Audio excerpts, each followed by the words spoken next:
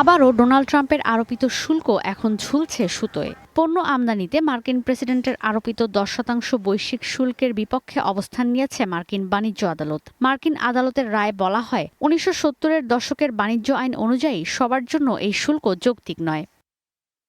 এর আগে আন্তর্জাতিক জরুরি অর্থনৈতিক ক্ষমতা আইনে 2025 সালে ডোনাল্ড ট্রাম্পের আরোপিত চড়া শুল্ক চলতি বছরই বাতিল করে দেয় মার্কিন সুপ্রিম কোর্ট। এরপরই নতুন করে ঢালাওভাবে যুক্তরাষ্ট্রের আমদানি পণ্যে 10% শুল্ক আরোপ করেন তিনি, যা বাতিল করল দেশটির বাণিজ্য আদালত।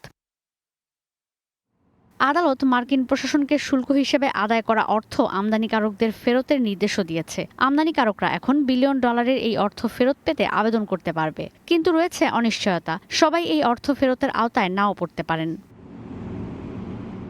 এই শুল্ক অবৈধ ঘোষণার পর আদালতের রায়কে কটাক্ষ করে ট্রাম্প বলেন, এই রায় দুজন উগ্রপন্থী বিচারকের সিদ্ধান্ত। ট্রাম্প প্রশাসন এখনও বড় বাণিজ্যিক অংশীদার দেশগুলোর ওপর বড় পরিসরে শুল্ক পুনর্বহালের পরিকল্পনা করছে, যেখানে 1974 সালের বাণিজ্য আইনের আরেকটি ধারা সেকশন 301 ব্যবহার করা হবে, যা অন্যায্য বাণিজ্য চর্চার বিরুদ্ধে ব্যবস্থা নেওয়ার সুযোগ দেয়। এই আইনের আওতায় বর্তমানে 3টি শুল্ক তদন্ত চলছে, যেগুলোর কাজ জুলাইয়ে শেষ হওয়ার কথা। এই তদন্তের আওতায় রয়েছে বাংলাদেশও।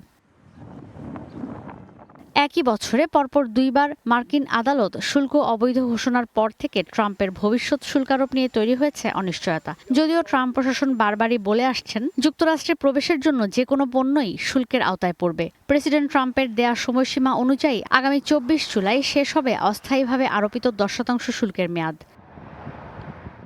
ঈশিতা ব্রহ্ম, স্টার নিউজ।